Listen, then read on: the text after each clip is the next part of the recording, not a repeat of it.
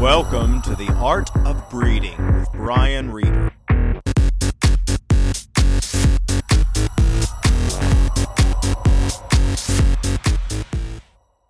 Let's talk a little bit about your consultating, Sure. your consultations for people. Yeah. What are your goals as far as when somebody comes to you for a Mhm. consultation? What are your goals to get across to them to help them? Well, it depends on what they need. Now, one thing that I find is that a general consultation session, a basic one, is 2 hours. 2 hours is the minimum, and my rates run $75 an hour, which is I think is very reasonable for what I'm offering.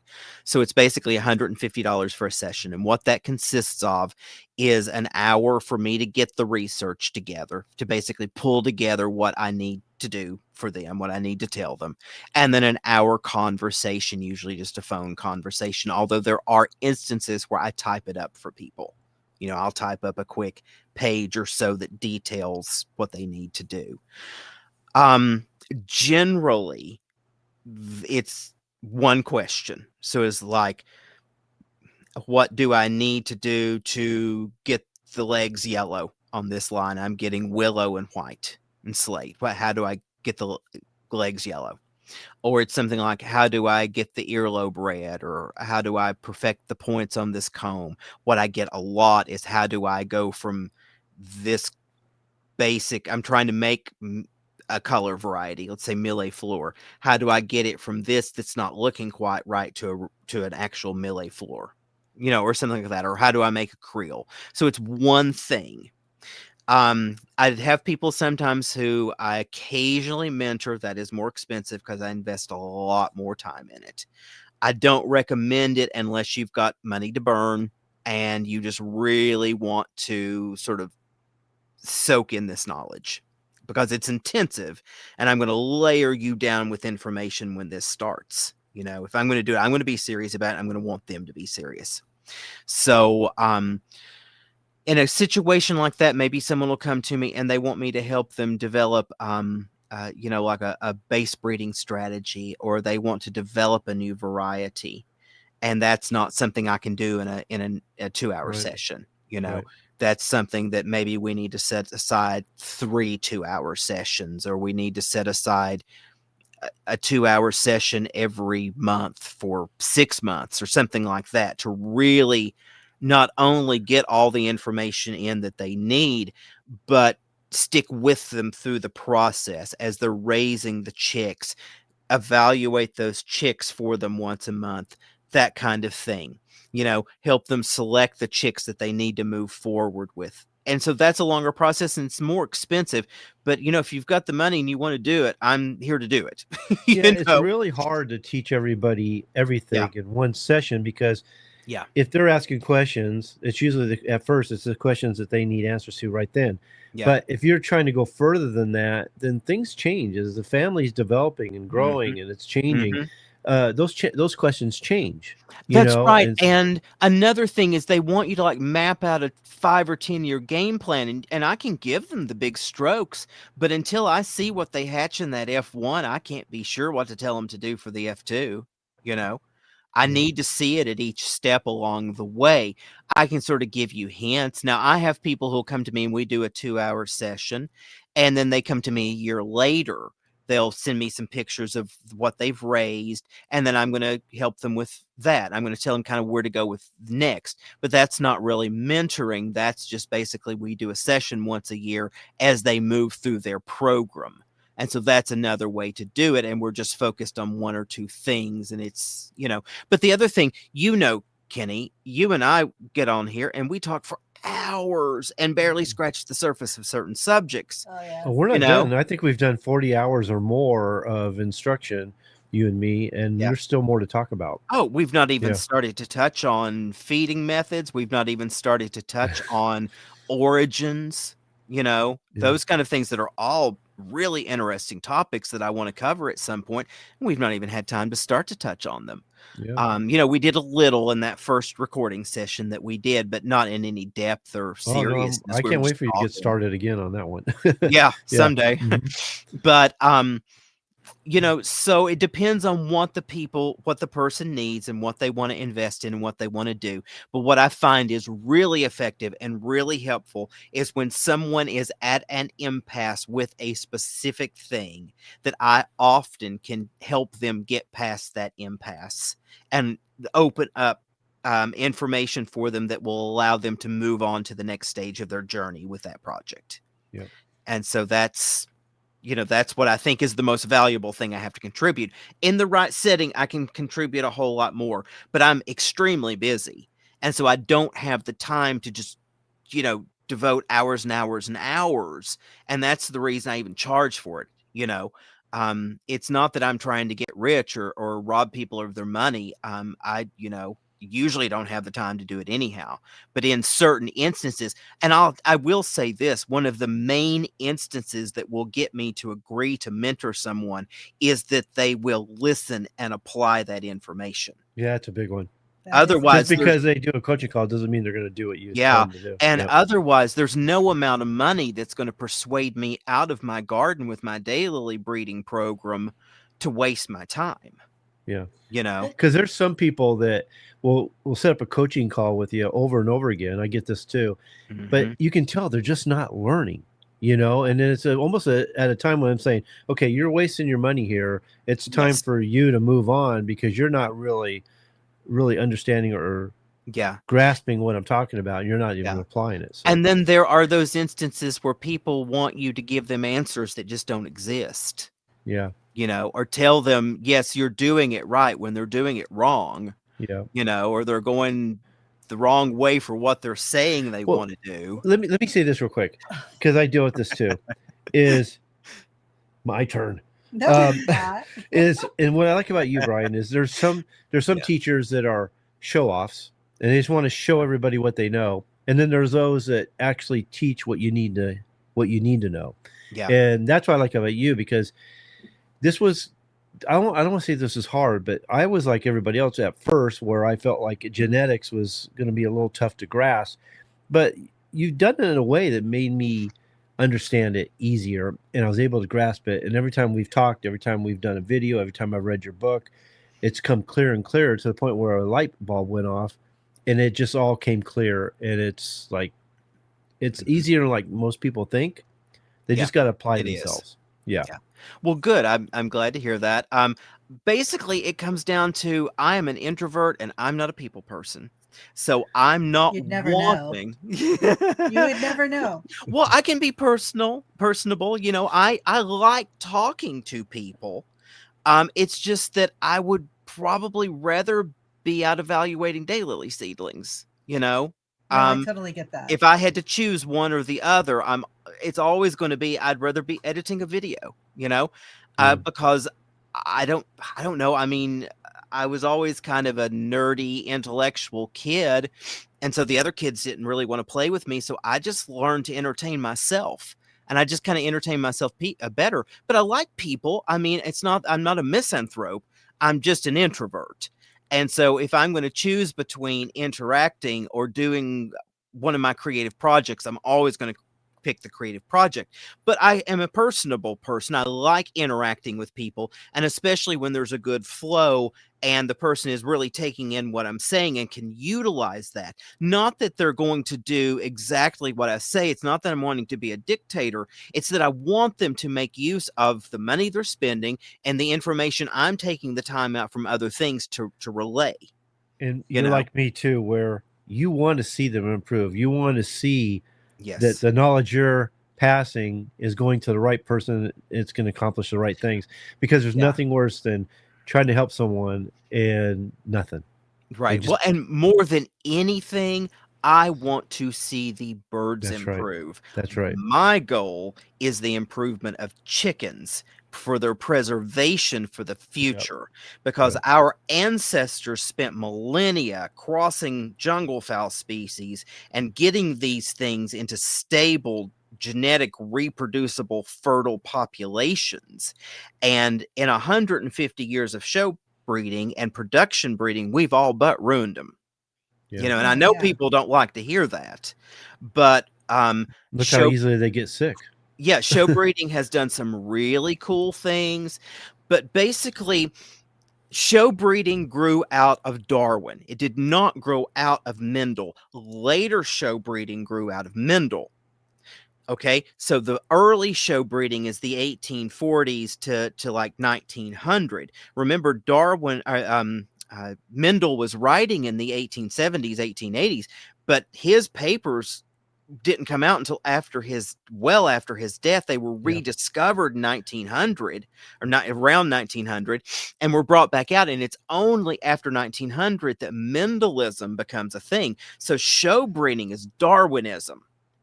You know, it is a specific mindset that is a late Victorian mindset, because by the time Mendel comes out, yes, it does influence show breeding in a massive way. And so from the time of Mendel to the First World War, there's about a 50-year period, about 1900 to 1950, where there's an explosion of poultry breeding and Mendelism is applied, and it becomes something different. You know, you get the truly great breeders after that.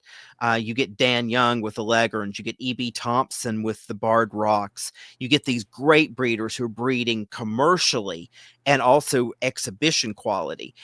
But the founding of exhibition, and so all the traditional varieties come from a time when they don't know anything about genetics. What they know is natural selection. So natural selection and artificial selection, which are the things Darwin taught as the underpinnings of evolution. So it's Darwinism. Okay. And that's great. You know, I love Darwin. But at this point, looking back at Darwin is like someone who's doing advanced trigonometry looking back at 1, 2, 3s, you know, kindergarten math. You know, and it's not to put down Darwin. It's that Darwin wasn't a geneticist. Darwin was a theorist. And Darwin was right about most of what he said. It's later people who come along and turn Darwin's ideas into social Darwinism that twisted into some of the worst expressions of Darwinism that we've seen in the 19th and 20th century. Darwin's ideas are just, this is how things came about.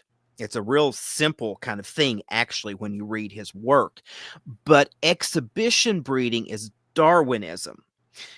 The later exhibition breeding that came about when they really hit their stride is when they integrated Mendel.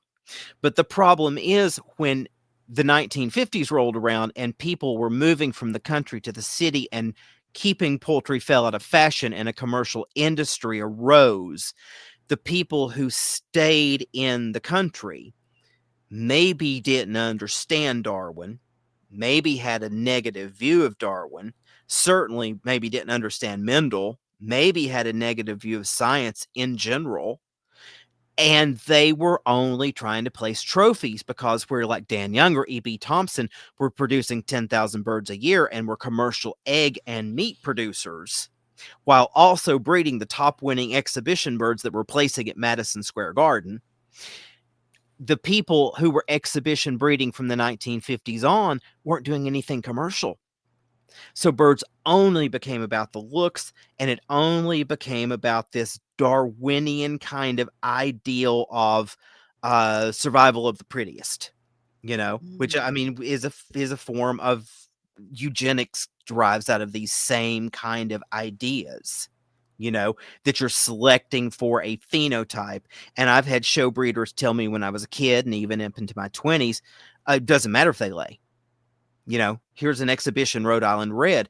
Well, how well does it lay? 20 eggs a year. What on earth were you talking? Well, it doesn't matter if it lays. Look how perfect it is. Well, it's not perfect because in 10 more generations of that, it's going to lay 2 eggs a year, and then it's not going to lay at all, and then it's going to go extinct. Well, that's the way the standard is these days, is they're not paying any Yeah. attention to the utility of the bird. It's all about the looks of the bird, which I think was just, it's in the wrong direction, I think. But I will say, having been in this for almost 50 years, when I got onto Facebook in 2015, chicken breeders are approaching it differently now than they were approaching it in the 1980s and 90s and early 2000s. There are people who have some concern about something other than the quality of the feathers, you know, and there is creative poultry breeding going on.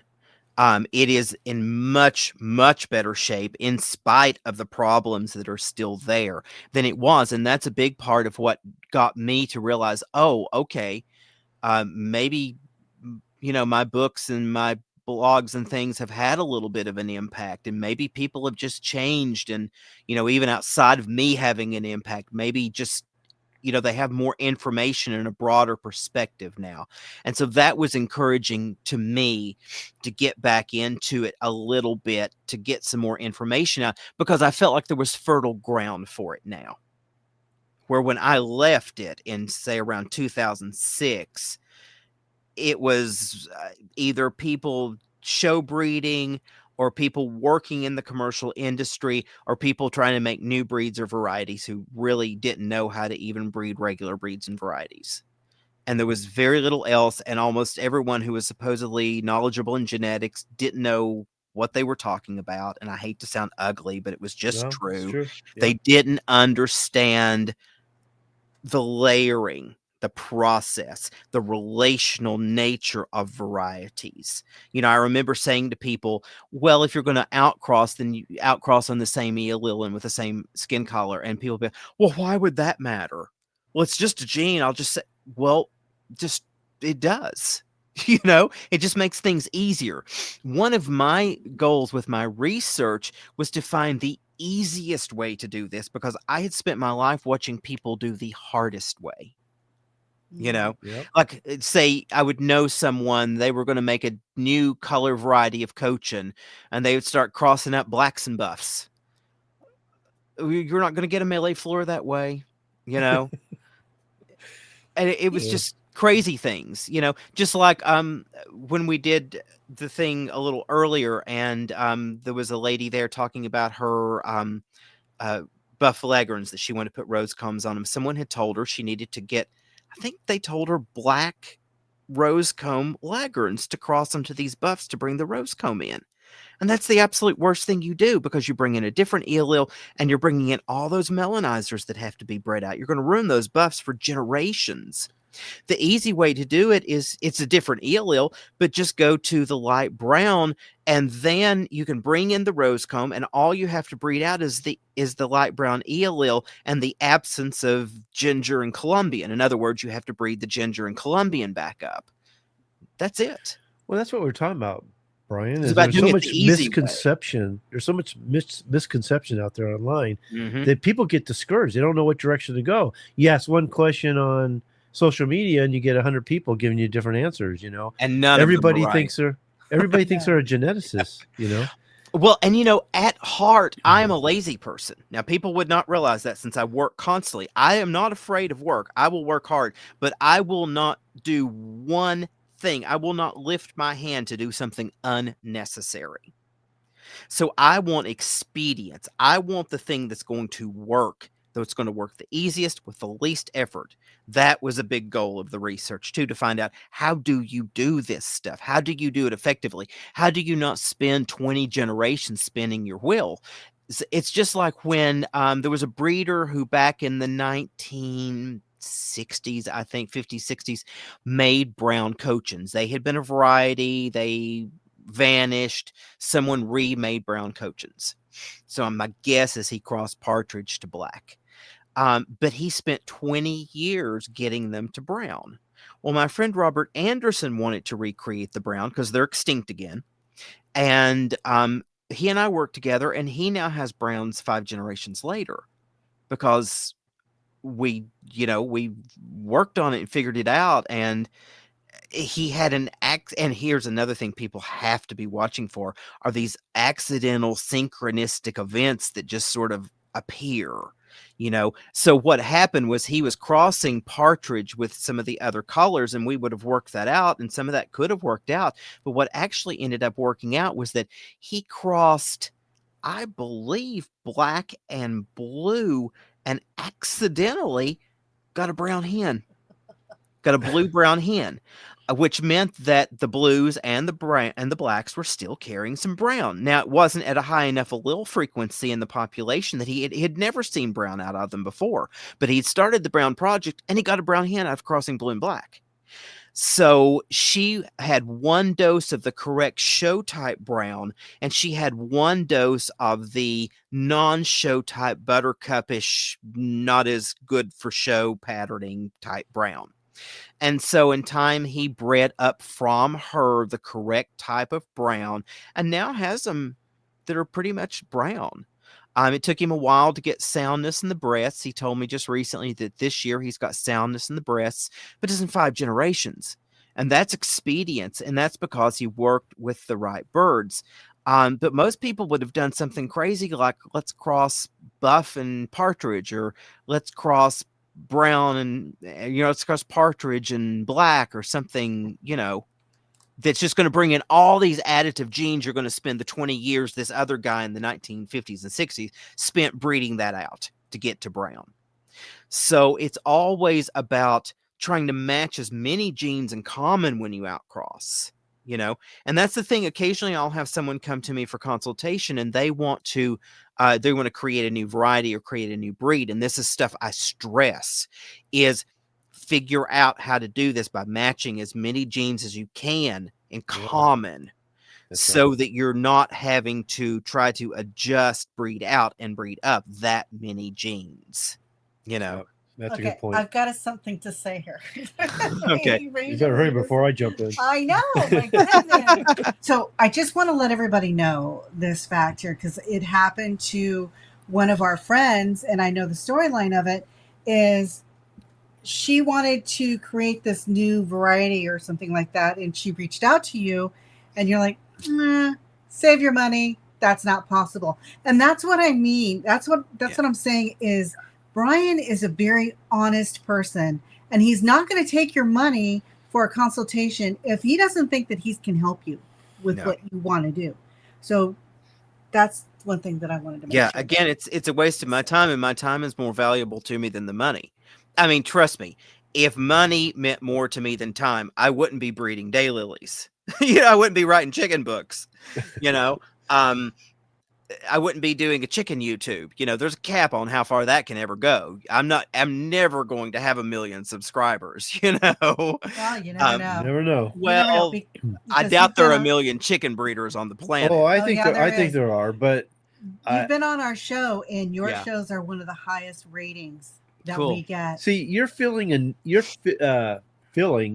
or feeding in a niche that nobody, a lot of people are trying to do, but not very many people can do it. And so I say take advantage of it, and you do it, because we're all going to benefit from that. And I think you're going to be surprised how well that's going to be accepted. It's like us with the breeding. Not too many people have the guts or the knowledge actually go into breeding, because it can be so challenging.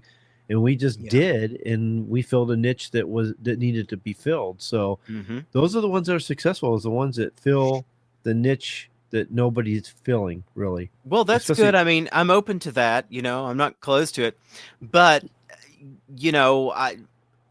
I'm always going to take my time to be out in the field.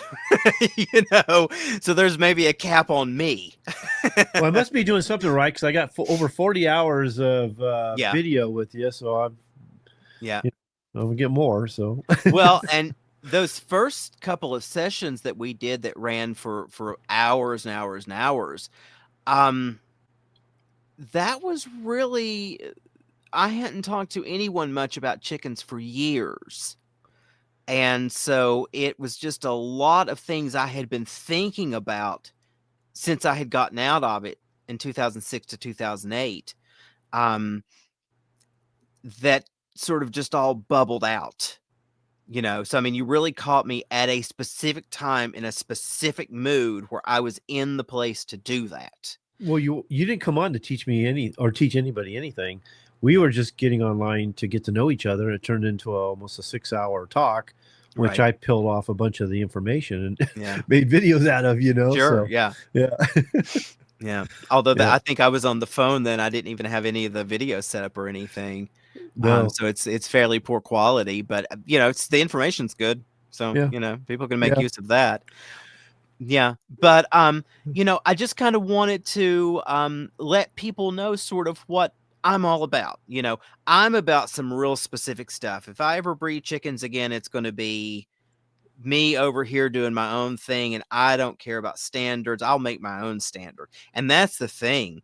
Make your own standard. If you want to do something non-standard. Now, people are going to say, "Oh, well, it won't sell," but there's some non-standard stuff out there right now people are selling people are breeding up that's selling like hotcakes. So do not discount. Do not feel like I will be stuck with these chickens and never be able to do anything with them if I make my own thing. However, I've seen people make their own thing and it not be very good.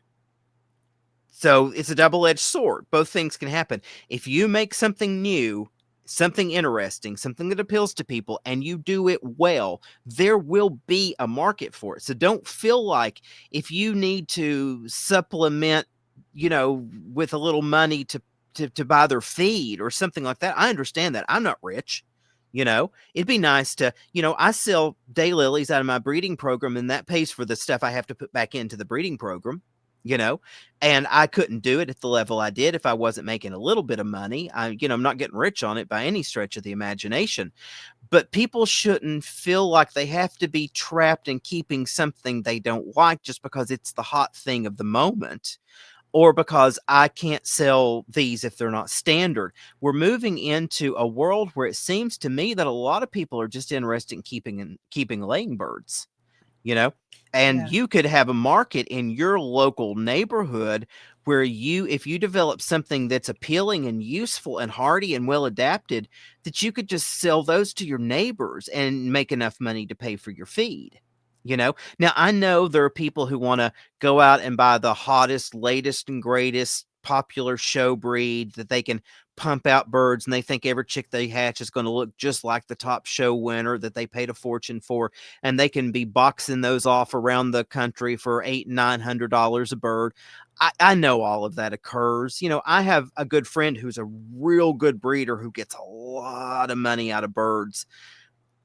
And that's great. I'm happy for him, but it's not my bag, and it doesn't have to be yours. If that's what you want to do that and do it well. Learn how to breed that breed. Don't buy that breed and then be selling it for top dollar the next year, because you may not know what you're selling. Breed it for 2 or 3 or 4 years until you understand the fine points of the breed, at least, and breed it for 20 years. And then your birds, breed it for 30 or 40, and they might be worth that money, Yeah. But if you've just bought some from someone and you bred them the next year while they're pullets and cockerels, and you're thinking that they're worth what they were from the breeder who's bred for 30 years, they might not be. There might be a couple there, but if there are, you shouldn't sell those. Yeah. And remember, those are your breeders. yes, and remember, these are not like peacocks or they're not like blue India peacocks. It's not like keeping a species.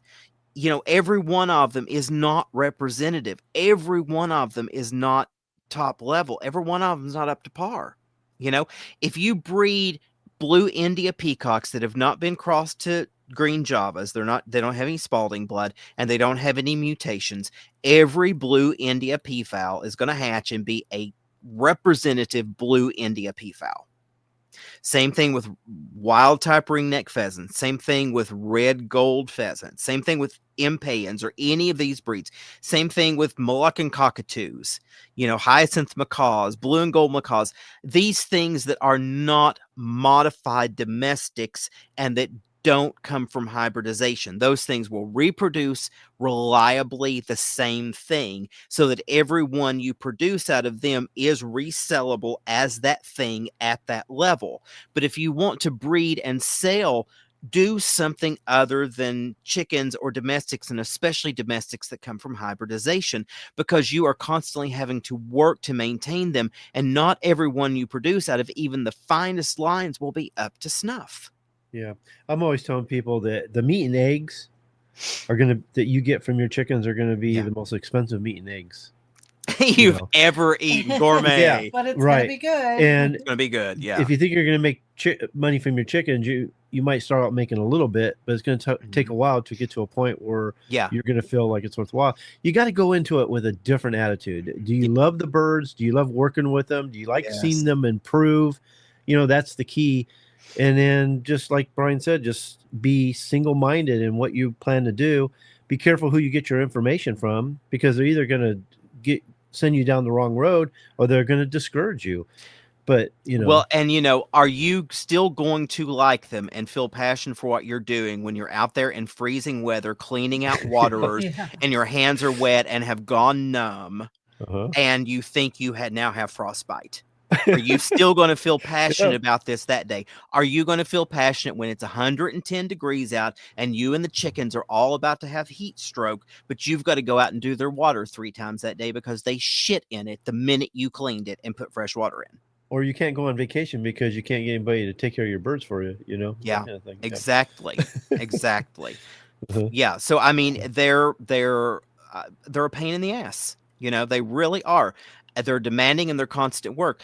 I've had friends of mine who are like vegans and kind of animal rightsy kind of people, like, well, I can't believe you keep those poor just like slaves or prisoners. And I'm like, I'm the slave. I'm the one imprisoned by this bunch of freeloading ne'er-do-wells. That I might get an egg out of today. Yeah. And that might eat their own egg before I get to it. To say.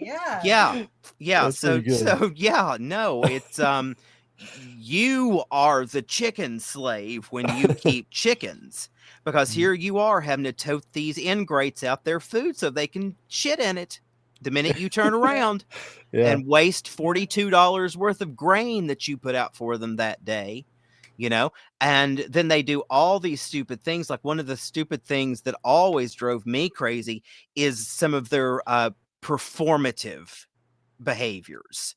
So, like the starvation dance. Here are these chickens that you are, you know, just pouring expensive feed into hand over fist. They're eating you out of house and home. You're feeding them 2 or 3 times a day. They're so overweight, they can barely lay an egg. And every time you approach the pen, they run up to it like they've never had food. Yeah. You know, is that going to remain cute 2 years in? Yeah, really. You know, because if it's not going to and you can't get past it, don't keep them, because it's what they're going to do. You know, they're filled with stupid, annoying behaviors. Oh boy, I can tell you a whole bunch. Can he'll come in with a scratch on his arm, and I'm like, the older you get, the thinner your skin gets, and the easier it bleeds. You know, so or like, you know, you're raising the grow outs and you're trying to put their food in with them, and even though they've just had food 3 hours ago, they all go crazy and climb up your arm and rip cuts down it. You know, they're real good at that. You know, so there's just one that drives me crazy with grow outs, which I typically in the past when this happened would call them hand pecking. Do not bite the hand that feeds if you want to live. You know, and there's all these behavioral things that you need to be culling for, and that people don't call for, and that they don't take it. They don't know that there are stereotypic behaviors that are habitual and that are then heritable. And so if you call against some of these annoying behaviors, see, one of the things that's kept me from getting chickens is that I had mine adapted where they didn't do a lot of these crazy behavioral patterns. You know, even my grow outs wouldn't go crazy and flock the fence or all run under your feet. Because for years I called anything that did crazy behaviors. They would not peck you, you know, because I would call out hand peckers and I would call out any of these that did these annoying, crazy behaviors. And so if I started over, there's no one I could go to that I could get chickens that would be suitable for me, because it's such a weird, esoteric, extreme group of traits that I want in chickens, and that will take me years to breed back up, you know? And so starting over is like, literally, I mean, I might as well go get some jungle fowl and just start hybridizing from there. You know, I mean, that's the way it would feel. Reinvent the chicken. Yeah. I mean, that's almost the way it would feel. I mean, literally that, you know, they wouldn't be much more feral than anything I could get from anyone. because Yeah. no one is doing selection for those stereotypic traits the way I did it. And that's because I'm an extremist. I'm an extremist with a short temper and low tolerance. So it's not that I'm a nice person or a good person. It was that, if they annoyed me, they got cooked. you Yeah. know? But I think that that's pretty works. much a lot of people are the same way. Yeah. Oh, yeah, absolutely. Annoy me, and you're my stew pot tonight. You're my dinner tonight. But Absolutely. Or they should be. yeah. Yes. Yeah. Yeah. I'll tell you what, guys. If you haven't been listening for the last hour, Brian has a wealth of information. A wealth of knowledge that he has up here in his head, and he has been sharing that with us. We've been very grateful for that. But even through social media, which in today's world, you need to be careful who you listen to. And it's proof in the pudding with Brian. He knows exactly what he's thank talking you. about. And he's not going to steer you wrong in where you need to go. So, Yeah. And you don't have to do everything I would do in a breeding program. Always remember that. You find your limits, you find your passion. You let me over here doing my extremist thing, making my own breeds if I ever do it again, and you do what you want. So there's no peer pressure from me ever. Eat the fish, spit out the bones, right? Yeah. Take in what you can take in. Take what you can use in your program to pursue your passions. That is my goal for personally, for consultations, for my YouTube channel, is that I put out the information. You take what works for you. You take what you're hungry for. You take what feeds your passions and you feed yourself on that. And then you go and do something really cool. And maybe when you've done something really cool, send me some pictures. Yeah. And I'll always be happy for people to send me pictures, especially if I can use them in videos. So, Yeah. it's sundragondaylilies@gmail.com. Feel free to send pictures. But, I just want to see people succeed. I want to see people improve chickens. I want to see people have the tools to do what they want to do, whatever that is, because engaged people pursuing their passions, seeing some level of success with what they're doing, are going to stick with it. And Yeah. that's the biggest problem I think we always have had with chickens, is that people get into it and they do it for a while and they don't stick with it. They either don't stick with the breed or the variety, or they don't stick with chickens in general. And often that's because they're getting erroneous information and they can't make any headway. Thank you for visiting my channel. I hope this video was interesting to you. If you would like to know more about this subject, leave a comment or question below in the comments section. Please leave a like on this video and subscribe to the channel. Click the bell notification to be alerted when new videos post. You can find my poultry books on Amazon at the link below in the show notes.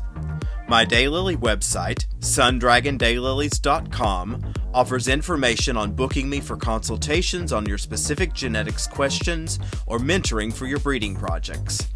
It also lists all of my daylily introductions, the cultivars that are currently available, and links to my blog where you can find the bulk of my daylily writing. Thank you for joining me for this video, and I hope you'll be back for more. Have a great day.